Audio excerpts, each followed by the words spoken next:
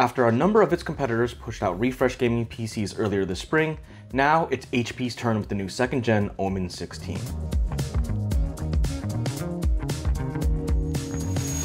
For 2022, HP's big focus is on air, more specifically airflow and keeping the Omen cool while also reducing fan noise. So on the Omen 16, the company moved a number of its ports to the back, allowing for larger vents on its right side. There's also a 5th heat pipe and larger radiators to prevent throttling, not to mention new thermal pile sensors that can adjust the notebook's fan speeds to prevent its keyboard and palm rest from getting too toasty while gaming.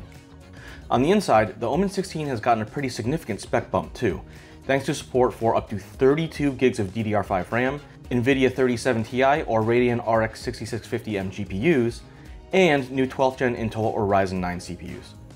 All told, when spec'd with an RTX 3060 and a 12th gen i7 chip, HP claims the new Omen offers 18% faster graphics compared to a similar model from last year, and up to a whopping 36% better CPU performance.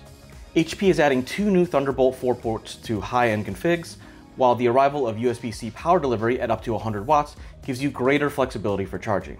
That said, the Omen 16's display options are basically staying the same, with support for up to 165Hz QHD panel, though HP has added a new auto brightness setting. But perhaps my favorite update is that the Omen 16 will now be available in white in addition to standard black. There's just something about the way that frosty paint job really highlights the RGB lighting in its keyboard. And finally, with a starting price of just $1,200, HP's refreshed flagship gaming laptop looks like it could be a great money-saving alternative to more premium rivals like Razer. But that's all for now, so don't forget to throw us a like and subscribe to Engadget for more tech news, hands-ons, and reviews.